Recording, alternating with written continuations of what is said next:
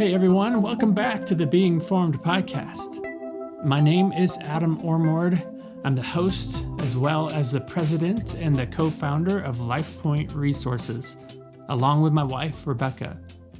So LifePoint provides Christ-centered soul care to everyone in need so that each and every person can enjoy the fullness of life with God and the kingdom now and forever. We envision a highly relational community of transforming people whose souls are set on being with Jesus and becoming people of love. This podcast is intentionally designed to support our ever-expanding community of transforming people, right? By bringing like-minded people together around important topics related to spiritual formation, spiritual direction, soul care, and life with God. So currently we're unpacking this concept of listening from a lot of different angles. And so I'm happy to introduce today's guest. Brandon Booth is the co-founder and president of Signpost Inn Ministries. Brandon is a father of 5, an historical theology nerd, his words, not mine, a ministry leadership veteran, a family trauma survivor, and a recovering anxiety addict. Again, his words, not mine. Brandon grew up in Colorado, which is where he and his wife, Liv, now run a retreat house and provide hospitality through various retreats, spiritual direction, and masterfully crafted resources, all designed to help people grow confidence in Christ's unfailing love and to help them think wisely about theology and prayer and spirituality and more. And Brandon and Liv offer spiritual friendship and support so that no one has to journey alone. You know, I met Brandon through my work with Grafted Life and ESDA as he was finishing up his training in spiritual direction through Anam Cara Ministries. I loved hearing his story, and I expect you're going to appreciate his willingness to share some of that story again today in our conversation. Brandon says that he loves to live in the tension of paradox. His favorite answers to deep questions are yes and no, or I don't know, or what do you mean by that? And he says his favorite response to seemingly contradictory theological positions is yes. As a practicing spiritual director, Brandon resonates most with the Benedictine principle of hospitality, which is to welcome everyone as we would welcome Christ. He loves to create spaces that are free of shame and are open to possibility, and he loves to help others listen to God and deepen their connection to Him. So, with all of Brandon's philosophical and theological background and expertise, I'm grateful for his willingness to be a guest on the Being Formed podcast. So welcome to the show, Brandon. How are you, my friend? And how is it with your soul? Good question. Thank you. I'm honored to be here. It's so much fun to talk about these things. And how is it with my soul? As well, in my words, not yours, as you have pointed out, it's always tense, Adam. It's always tense in my soul. What are you talking about? I resonate so deeply with the story of Jacob wrestling with God that it's almost cliche, and I feel bad even mentioning it. But that's so it's great, and it's tough. I love that. Yes and no. Thank you. Thanks for giving us some of your time today, and I'm really looking forward to where our conversation is going to go. And as we get started, though, you mentioned in your bio that I just read, you've been through a wide range of denominational and relational changes with God. Mm-hmm. And if I understand correctly, you've also been through some occupational transitions that probably impacted all of those relational changes with God. Yeah. You say you formerly studied philosophy and historical theology. I know you're a trained spiritual director. You've worked as a junior and senior high teacher, as well as an executive director for a national camp ministry. You have quite the background, Brandon. And I'm wondering here, just to help our listeners get to know you and your heart and where you are, if you could just walk us through some of your story. I think story is a key element of our listening, and this is really where a lot of spiritual direction and language of how are we doing, how is it with our soul, comes down to our story. I'm wondering if you can walk us through some of yours I ideally just how did you get to where you are today? And in particular, when you talk about your relationship with God and those changes you've experienced over the years, what do you mean by that? Yeah. I mean, it's a really long story that I'll make as short as I can in this form. The I think the funny thing to start with is, and I hope this makes sense. Sometimes it's funnier to me than it is to other people, but um, I like to say that I kind of grew up as a white sheep in a family of black, as opposed to the other way around, because I grew up in a small town, rural Colorado. I was always interested in big ideas, in tradition, history, knowing more, learning, and most of my community was not. It was a very small rural town, and um, so I've always had this tension, I think, of kind of being wanting to explore, but having a lot of pressure not to. So when I went to college, studied philosophy, and that was huge for me. I got to go in and like indulge in my desire to explore big ideas, and I went way deep. Just had a ball. Um, I I think during like college and shortly after college, I was kind of in rapid succession, and kind of full on. I was a Presbyterian, a a bedroom Baptist, a atheist, a Buddhist, a existentialist. Just like this is the story of every philosophy major ever, right? You just go through it all. Um, uh, it was that last one, Christian existentialism, that really captured me. I encountered Soren Kierkegaard in college, and it's not too small of to say that he saved my life, saved my soul, brought me back to faith in a very strong way. Just one particular thing that I found in the library late at night. Um, my oldest son is named after him. That's how important it is to me. And then through my wife, who I met in college, she brought me into the Lutheran Church, and so you know, I start studying Luther and discover that he, through his theology, deeply informed by the German word is Affectung, his anxiety, his tension. It's like, but lo and behold, my hero Kierkegaard was struggling with the same thing in the Danish Lutheran Church. So I didn't even know that I was so attracted to this until I met him, and I'm finding these soulmates in these Lutheran philosophers and theologies. And so got married, started having kids, went to seminary to do a master's degree in historical theology at a Lutheran seminary.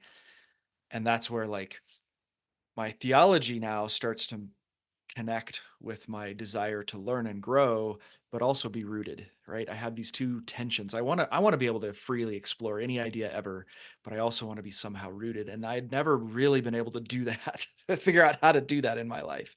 So that's trying all these new religions, trying different denominations, reading as widely as possible, but wondering where's my center.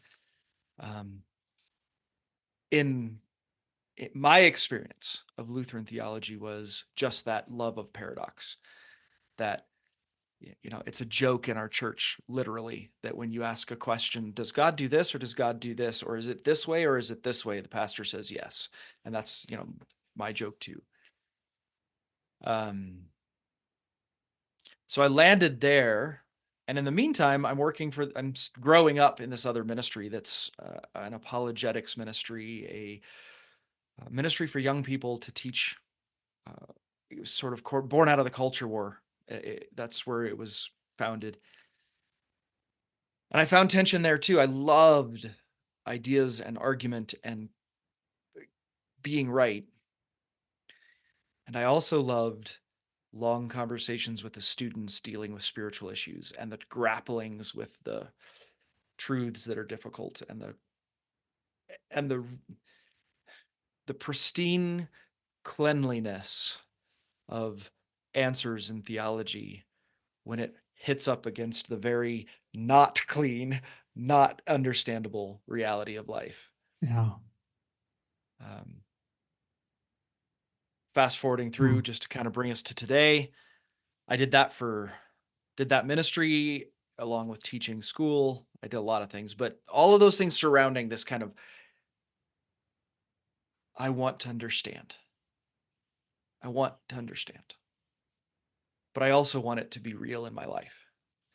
And those things just smack into each other so often in my life. Mm. 2014, things got really tough for my family. Stuff started falling apart.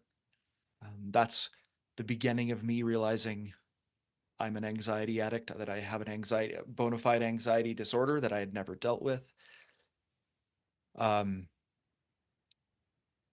We're moving to Texas, Midland, Texas, in the middle of nowhere, and it's really hard on my family. Things get tough there with the work. We move again, come back to Colorado in 2016.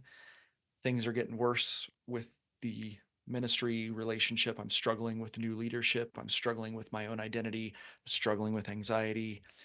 That's having a toll on me, my family, my children.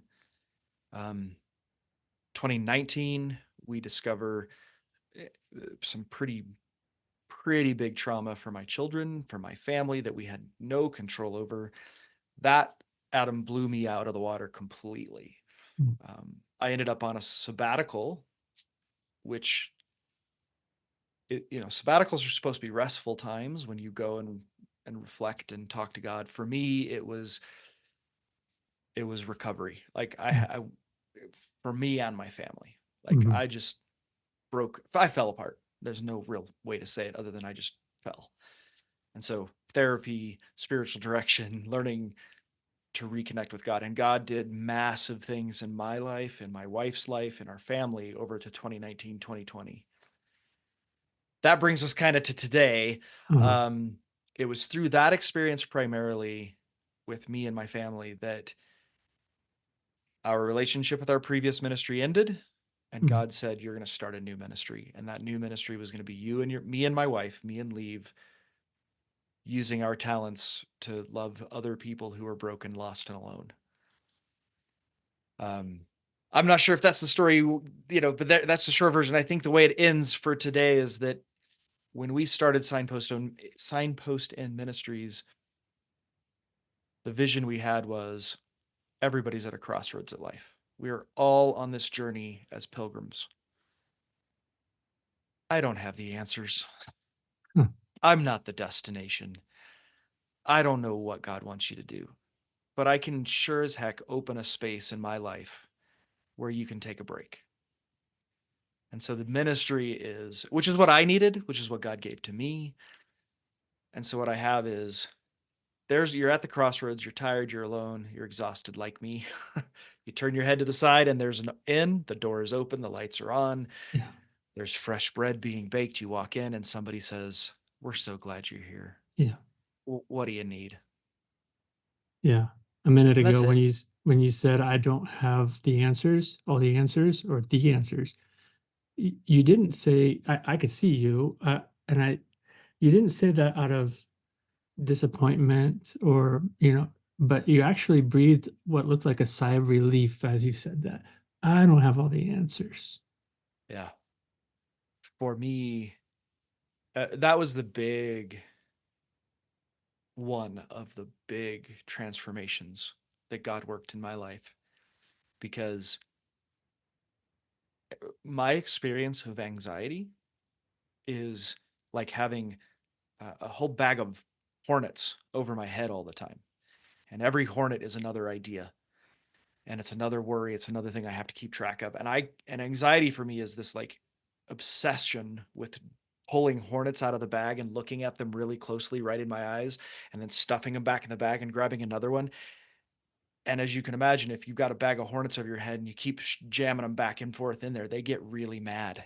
Mm. And eventually they just explode all over you, and you're having a panic attack, fetal position in the closet. And that was my life. So what it is an obsession with having the answers. Mm. I've got to know. So when God kicked me and sent me to a centering prayer workshop, and I said, Lord, I'm the co-executive director of a apologetics ministry that's about having the right answers. And really what matters is the right theology. We don't go to centering prayer workshops that crazy people, weirdos are there. He says, you're going to go anyway. And I say, I don't understand. And he says, yep, this one you don't get to understand with your head. This one you're going to understand by doing and through your body. Later, you may understand with your head, but maybe not. Uh-huh. Go and do it anyway. That was huge. So yes, there's this huge sigh of relief in my life that I don't need to have the answer. Now I Yeah. still battle with that all the time. Yeah. I want the answer so bad, but I am Yeah. learning to let go. Mm. You mentioned in your sabbatical, you went through some counseling as well as some spiritual direction. Was that new for you? Spiritual direction? Yeah. I actually had been in spiritual direction for about a year before I started my sabbatical. Hmm. But uh, but it had been off and on. It hadn't been that great. I hadn't found the person I really needed to be with. Um, but it was really helpful to be moving towards that direction, like being aware that it existed as something. Uh-huh. Um, and that it was a different modality than my therapy. Like therapy was really powerful for me and did a lot of good work. But even to today, like the one thing I've kept doing is spiritual direction. My therapy is over. And because it's that space where I don't have to have the answers, it's that space where I can actually be vulnerable with somebody. And I need that so bad. I need to not have the veneer, the mask Okay. of having all the answers and knowing all the right things. So being in direction when you finally had that experience, you're like, oh, this is really what it is, was almost like a relief from the hornets for a little while. Mm-hmm. Mm-hmm. Um, a support group and spiritual direction were the two places I found other human embodied people, other Okay. humans who I did not have to perform for. Okay. And that, like, I knew I didn't have to perform for God. I've known that my whole life. I've taught that. I have taught lectures about that have Uh-huh. made people weep. But for me to experience it with a human being, with multiple human beings on a regular basis, that's that's another one of those places where God's like, do it, you'll understand later, maybe. But what matters more is that you're experiencing it. What matters more is that you're receiving it. Uh-huh. Uh-huh. Space to not perform, space. And and even to today, I will say I am a spiritual director, but with my own spiritual director, who I literally met 2 hours ago, maybe. Uh-huh. Um, I still to this day sometimes have to say to him, my intention for this hour is to practice being vulnerable with you. I really need you to let me be. And he's very kind. He's very patient. He's very affirming. But I still like that's, oh my gosh, I need that so bad. Yeah. You've given someone permission to help call you back to vulnerability. Mhm. In that way, does that feel very directive? Well, there's this, and I struggle with this, right? It feels I desperately want to be known deeply enough for somebody to say, I notice that you're running away from vulnerability. Uh-huh. Would you like to come back into it? Oh, yeah. I desperately want somebody to be able to say that to me, but I also desperately don't, because Yeah. then they know me. Yeah. So it's a tension. Yeah. But that's the way it feels to me, is it feels directive in the sense that he's noticing Yeah. that Yeah. I'm running away from vulnerability, and he is offering that back to me as a noticing. Yeah.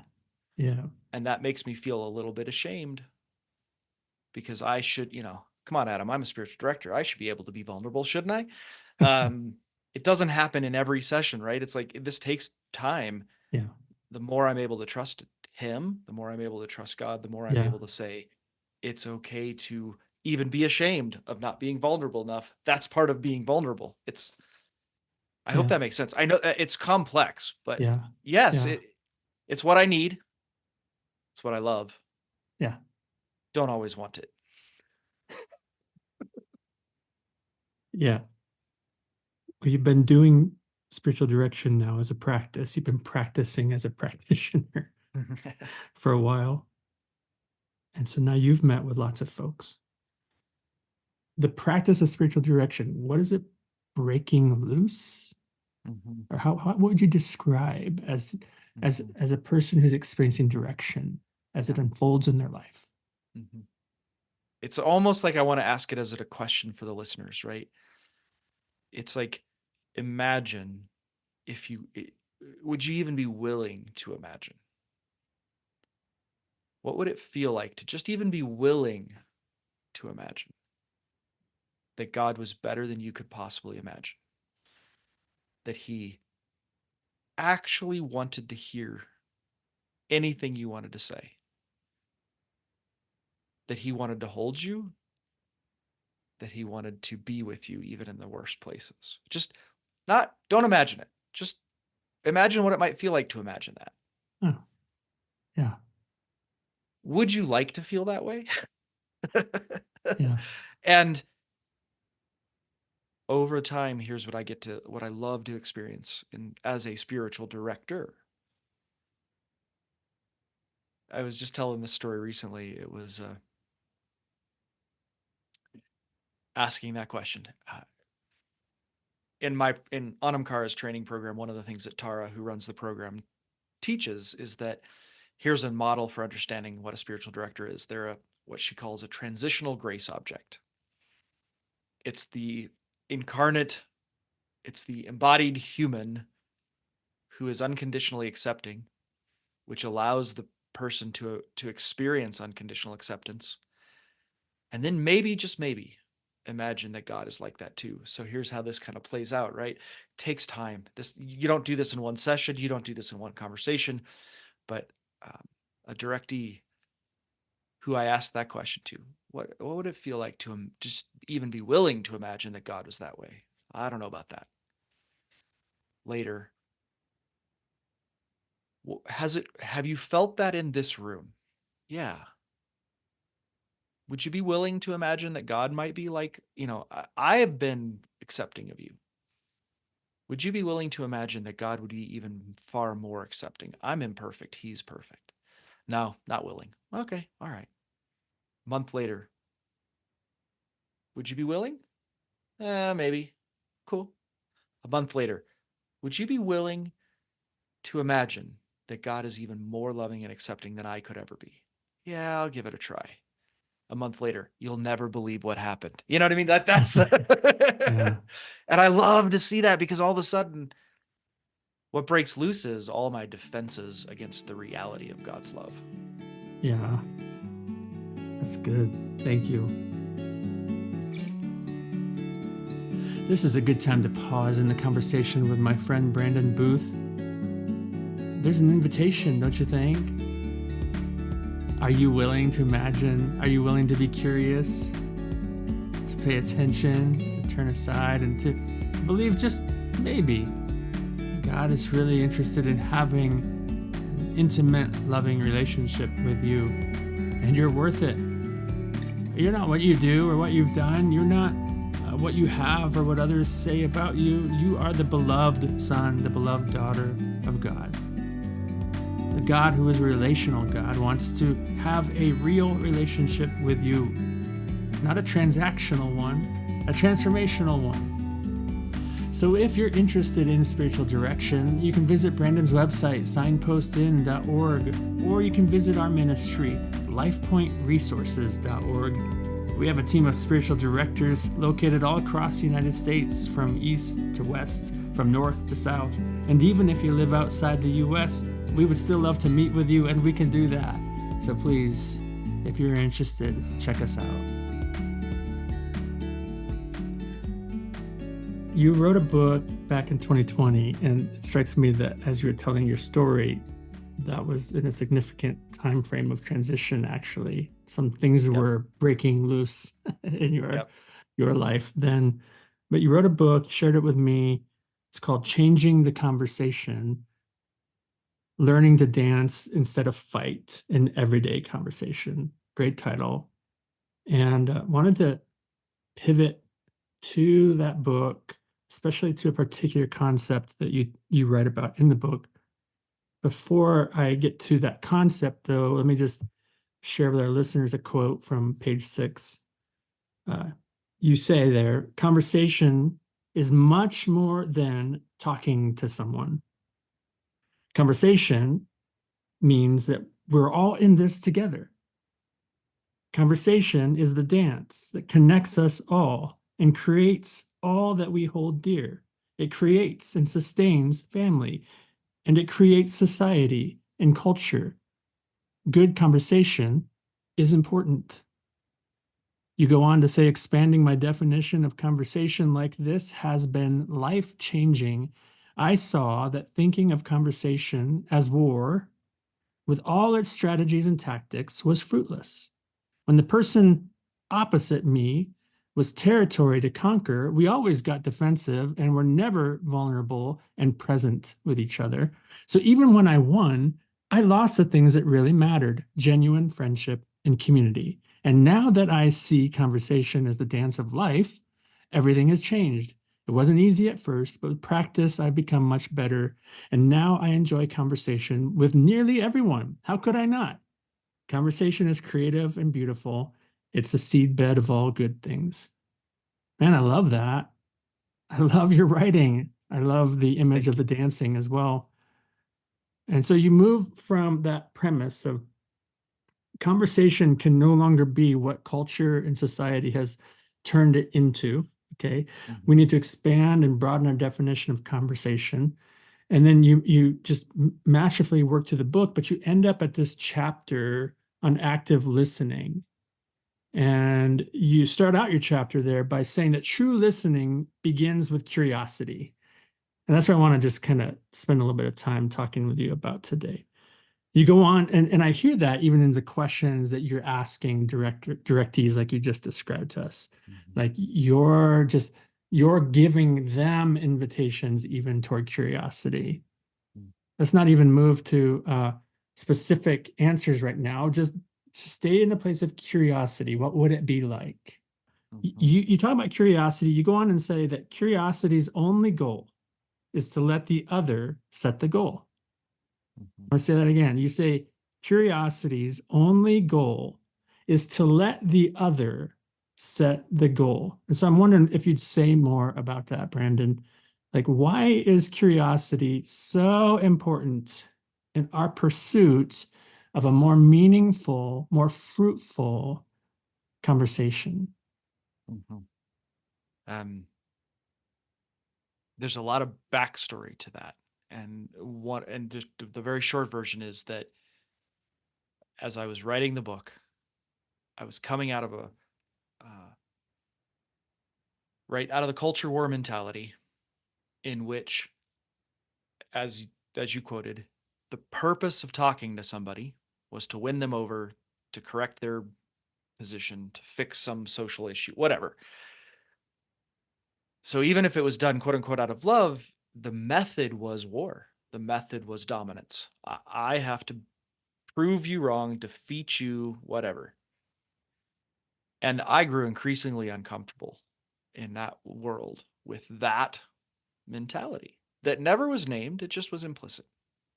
So I began to ask, well, why? Why has conversation, which is should be productive and creative and collaborative and loving, why is it actually war instead everywhere I go? And the answer I came up with was this defensiveness. We're all so afraid. We're all so insecure. We're all trying to be our own little gods. And we can't trust that God has actually got us, that so way too much rides on every conversation.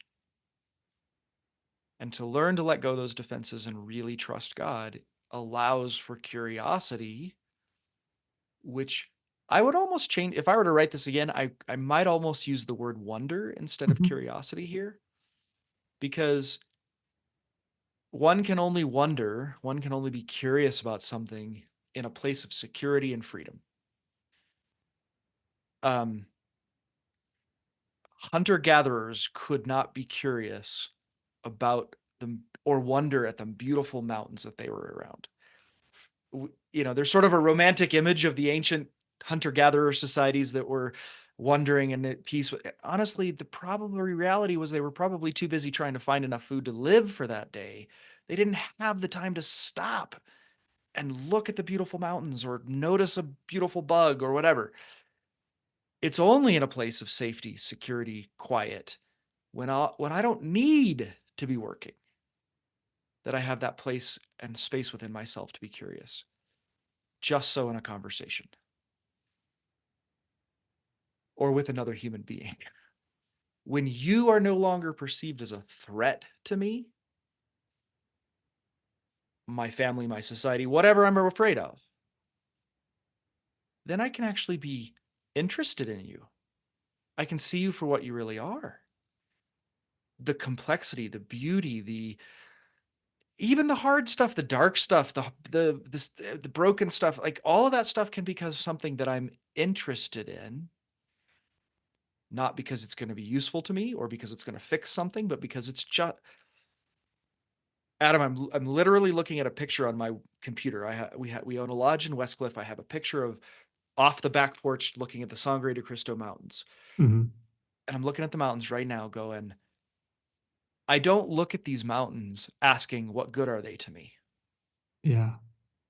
I just look, the whole point is I don't think anything at all. I just look at them and go, ah. Mm-hmm. Mm-hmm. Imagine that stance in any conversation. Yeah.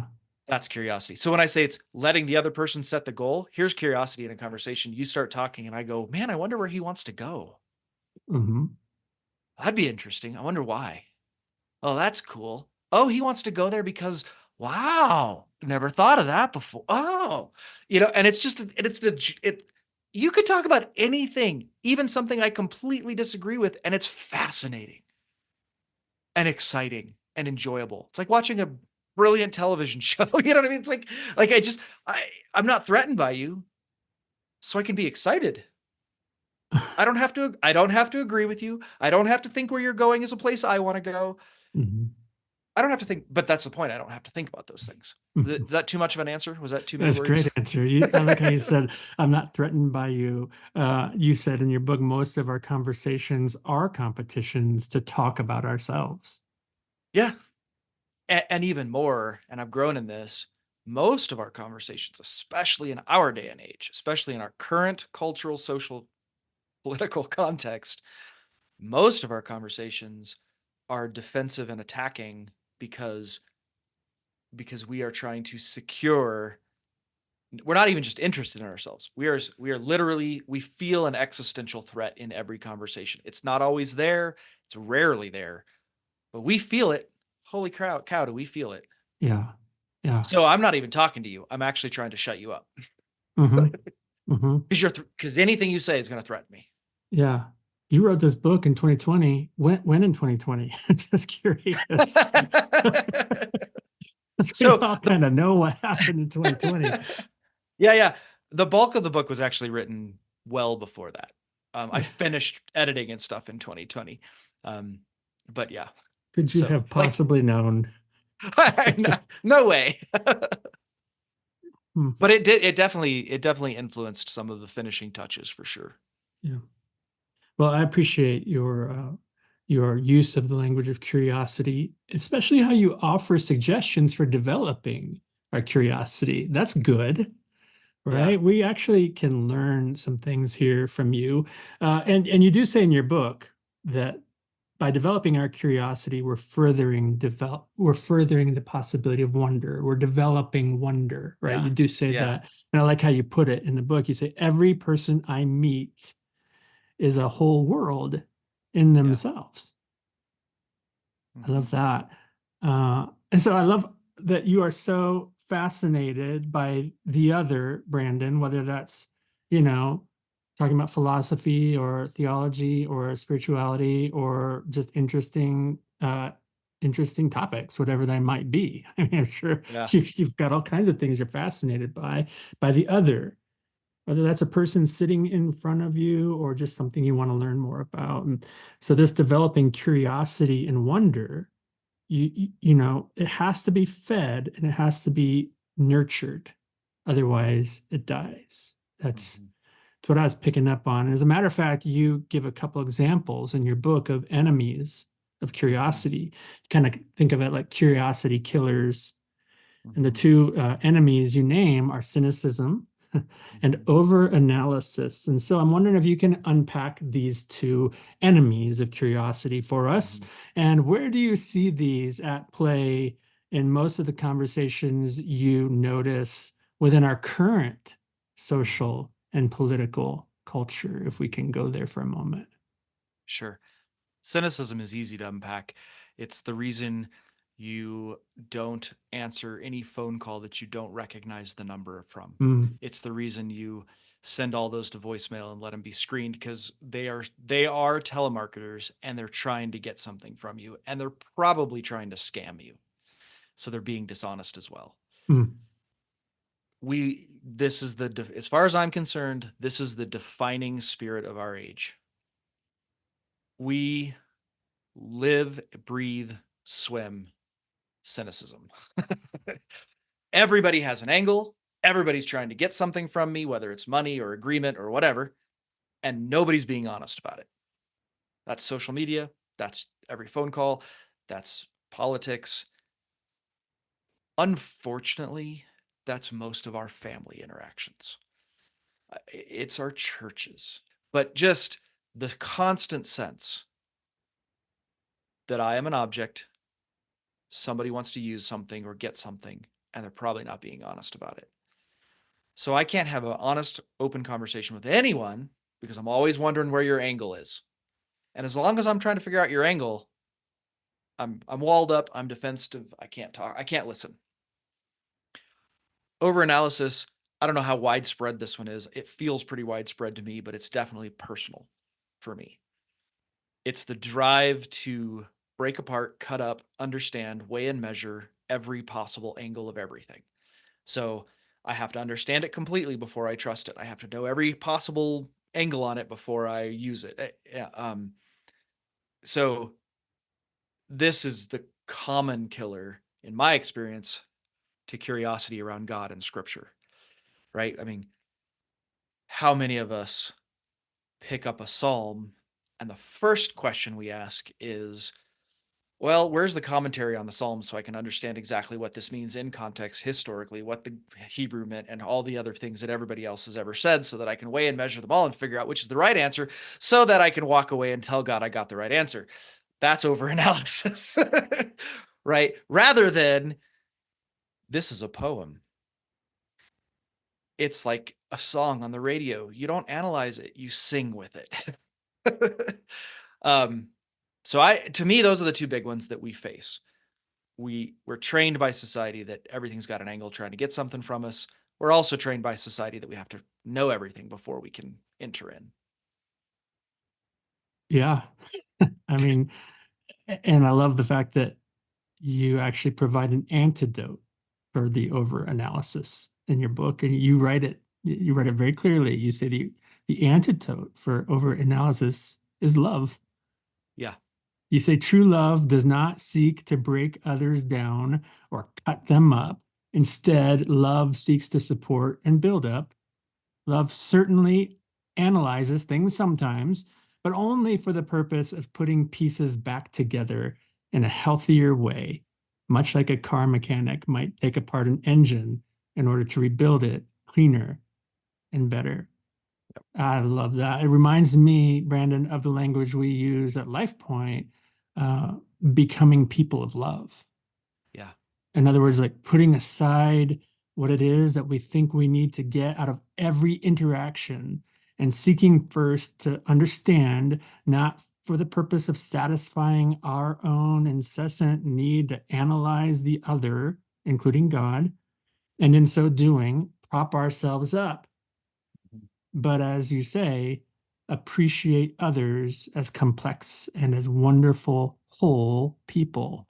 made in the image of God. So, yeah, let's walk our listeners through the steps that you include and you outline in your book, actually practicing active listening and becoming more and more people of love. You have 5 steps: prepare, attend, follow, reflect, respond. Can you walk us through these? Yep. And obviously, I have to say these are not original to me. This is pretty common active listening steps you can find in a lot of different places. But yeah, I was first introduced to this in seminary as a uh, in one of the pastoral counseling classes I took. And what I remember most about that is my professor we'll get there, but he got to the reflect stage and we told us what that meant to do. And he told us, go home and try this on your wives. It's magic. And I was like, no, that's stupid. She's going to know that I'm, using a technique I learned in class. But I went home and I told her, I was like, my professor said I need to do this. I'm going to use this technique on you and we're going to see how it works. And I was Uh-huh. like, tell me something that you feel. And so I used it and I did the technique and she literally did. She looked at me and said, I know you're using a technique, but that's amazing. Can you do that more? I love And that's where it opened up for me. All right. So, Yeah. there's the teaser. It works. Uh, Um, okay. Well, active listening. What is it? Why is it? It's important that it's active. Um, because we are so accustomed to hearing. We know how to hear. You don't have to do anything to hear. Sound waves go into your ears, bounce off your eardrums, signals get sent to your brain. You don't have to do anything with that. uh-huh. So that's what we mean by in one ear, out the other. Mm, To listen means to actively engage those things, to uh-huh. attend to them, to internalize them. So, yeah, preparation. It's really important. You don't always have time to do this, but if you're going to actively engage listening, to create the space and the internal space to be able to do it. Some of that, we are as spiritual directors, we learned this early on. It's about arranging the physical environment so that someone feels free to talk and so that I am undistracted, turning off your phone, etc. Um, so that's preparation. Internally, preparation means setting aside my immediate desire to analyze, my immediate fears. For me, it's talking about setting myself on the shelf. Uh-huh. uh, Recognizing I have biases and I have concerns, but I can set those aside for just long enough to actually hear what's being said. Uh-huh. Um, to attend, these distinctions get fine, but think about the fact that we say to pay attention. Attention is a kind of currency. It's something that costs. This is that active. It takes effort. So, practically speaking, to attend in any conversation is if you start speaking to me, it's what you're doing to me right now. It's the nodding. It's saying, Mhm. "Uh-huh." It's those little interjections that you give me that communicate back to me that you are paying attention. And one of the beauties of that is if attention is a currency, then me communicating to you that I am giving it to you, that I'm trying to follow along, that I'm with you as you go, it's such a beautiful, I don't have to use any words at all. It's such a beautiful way of saying you matter. Mhm. You're worth me paying all this effort to. Mhm. And one of the beautiful things about that in a conversation is that it encourages more communication. Right? Mhm. If I say to you, what you're saying is valuable enough for me to turn off my phone, to not be distracted, to listen and attend, I go, oh, I'm going to say more to this person. Mhm.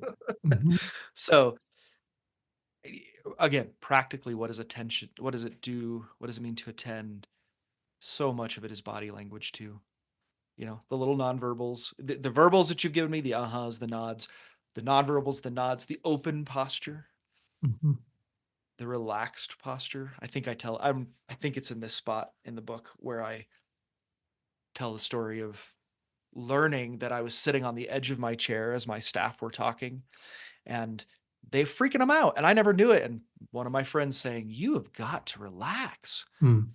So I way overdid it. I laid way back and I stretched out my legs, but it was so powerful because now I was open. I wasn't all crossed up. My arms weren't Yeah. crossed.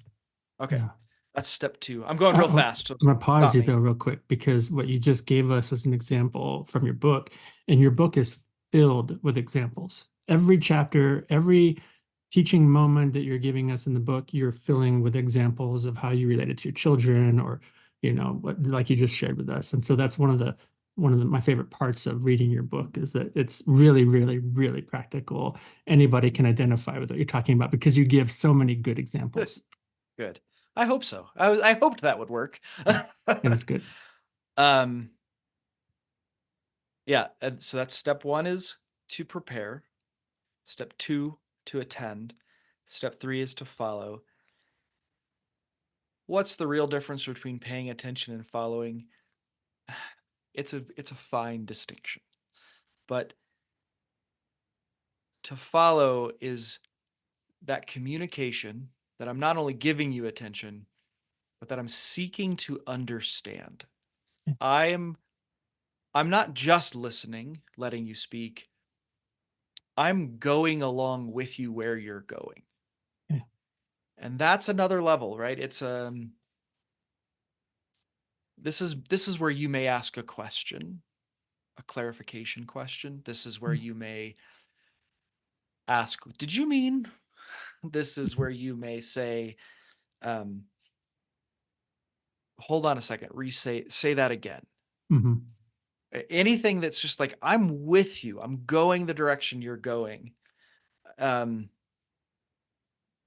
want to understand your point of view. I want to set aside mine and understand yours. Side note, this is the place, I think those first 2 steps just about anybody can do. I think you venture into this place where you're trying to communicate, I am going to go with you the direction you're going, the perspective you're taking, etc. This is where the defensiveness stops us. Mm. Politically, for example, imagine that you're talking with the other side of the aisle, whatever that side is, and they start explaining their reasons for believing their political position. The challenge of active listening is at this stage of the conversation to put the best construction on it and try to make it make the most sense and go with them to that place. Oh, okay, so you think this because this. Mm-hmm. That makes sense. Imagine saying that to your political enemy and you understand what following means Uh-huh. Uh-huh. and why it's so hard. Yeah. Yeah. Thank you. Without doing that, though, there can be no conversation, really, because you are not responding, if you do respond, to an actual position that you understand. You're just writing them off. Mm-hmm. Then the hardest one, step 4, is to reflect. And this is, again, it's kind of deeper and deeper and deeper levels of going with somebody. Yeah. Compassion. This is the place, Adam, if I'll just take the moment. This is the place to mention that my wife and I are writing a new book Mm-hmm. coming out this fall. Compassion, hospitality is what that book is all about. And in a lot of ways, it's taking this step of reflection, this place, this desire to be with another human being, even in their wacky, weird ideas, and unpacking it into an entire book. Like, here's what that looks like in all the practical ways. But okay. So step 4, to reflect. This is a very, very practical skill. It's very simple to do. This is what my professor said to do with my wife. He said, go home, have her talk about something emotionally charged. And when she says whatever it is she says, you say, oh, you feel X. I understand that you feel X because Y, essentially. That's the basic outline to it. Uh-huh. Now, it can be as simple as just saying back to her what she just said. Reflection can be just as simple as, I'm mad at you because you didn't do the dishes. Oh, you're mad at me because I didn't do the dishes, right? Now, be careful with that one, because that one you can also say that like, oh, you're mad at me because I didn't do the dishes, right? So don't do that. Yeah, so the formula I put in the book is you feel, name the feeling about whatever, because reason. This takes practice. This takes skill to do this well. Because what you're doing is now you're actively putting into your own words what they are believing and feeling and the reasons, and making the most sense out of it and the best construction. And that's for you, I'm really understanding. And for them communicating, I really care to try to understand. Mm-hmm. You are successful even if you're wrong, right? So even if you get it wrong, you feel this way about this thing because of this. And they say, my wife says, no. Yeah, I feel angry, but that's the dumbest reason ever. I feel angry because you did this. Oh, okay. Mm-hmm. But now that's the conversation has moved forward, because now I understand more. Mm-hmm. Even more powerfully, 9 times out of 10, I don't even know what I feel and why I feel it until it's reflected back to me by somebody else, rightly or wrongly. If I reflect back to you, do you feel this way about this because of this? And I go, no, that's not quite right. I actually feel this way about this. We've been collaborative. Now we've Mm-hmm. worked together. Now we're together. You and I are wandering down this beautiful trail of the complexities of your mind and spirit. Uh-huh. And it's a really powerful, takes practice. Yeah. I will tell most people this is where active listening ends at step 4. In 99% of the cases, you just stop, just rinse and repeat. Just keep doing the same thing over and over and over again. Just by attending, following, reflecting, you will unpack worlds of interest, and people will have massive revelations, and things will change, and whole paradigms can alter just by doing Yeah. that. Yeah. The 5th step, respond, is when you come back and say now your side, your thoughts, your position, your summary, your value judgment. Even that you have to know when to do that judiciously. Mm-hmm. There are times when it's needed. There are times when it's good. Most of the time, you don't really need to. Really, Mm-hmm. most of the time, you don't really need to. Um, I, because you've already won the thing you want to win, which is a relationship. Mm. You've already won the thing you want to win, which is a friendship, trust. And when you have the friendship and the trust, then you actually can start to responding to each other later, and it's much more fruitful. I am resonating with everything you're saying, Brandon. I'm so thankful for your friendship, but I would love for you to just take a bit of time here as we wrap up to share how people can interact with your ministry. Yeah. I mean, obviously, in this day and age, the easiest way is our website, which is just signpost in, and that's INN, like a place to stay, signpostin.org. Um, yeah, we do 3 main things: spiritual direction, retreats, and we currently have 3 retreats this year. We have our spring and fall retreats, which are always the same, and we have a pastor's retreat. Our fall retreat is coming up over Labor Day weekend. And then our pastor's retreat is actually earlier in August. And both of those have a similar format. It's 3 nights away.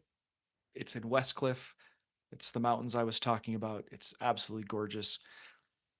And our goal is to facilitate and encourage and support you in spending a lot of time with God. We encourage silence and solitude. We encourage you to go spend time in the beauty of nature talking to God. I did have somebody once ask me, silence and solitude, do we just have to stay in our room the whole time? And I was like, it's like, I think he was imagining that we lock the door and keep you in a cell, which is not even remotely close. It's good food. It's a lot of good community and a lot of good ideas, like practices that you can try out. And then we're there and support you with their spiritual direction available to spend time with God. So yeah, spiritual direction, retreats. And then we also have all our resources. So we have our own podcast, and we have our email list, which what you just signed up for. There's a couple different avenues to sign up for the same exact email list, but it goes out weekly. We've really been loving doing it. It's actually been kind of the biggest growing part of our ministry lately. Once a week, we're trying to send emails that do two things. First, you're not alone. Wherever you are, how you feel about God, suffering you may be in, just every week it's like, where can we communicate to you in this place? You're not alone. It's okay. And then two, Jesus loves you concretely, practically. Like, here's how Jesus meets you in that space. So that's the goal of the email. So we different topics, different ideas every week. So glad that God gave us a chance to spend some time together in person in Arizona. And then our paths just keep crossing to the point where we're finally trying to listen a little bit more closely to God. Like, okay, God, let's actually do something together. And I look forward to whatever that may be. Thank you, Brandon. Thank you for your time. Thank you for being with us. Thank you for your ministry. Thank you for being very, very open to God and God's Spirit, moving in you, guiding you, leading you to this place in life that I see as just really beautiful, flourishing, thriving. Yeah. Thanks, Adam. This was super fun. I appreciate it. I've had a great time. And I had a great time putting this conversation together for you, listener. So I hope that you enjoy this podcast and that you will pass it along to friends in your life, maybe people you're involved in ministry with, people who are in need of soul care. Until next time, grace and peace.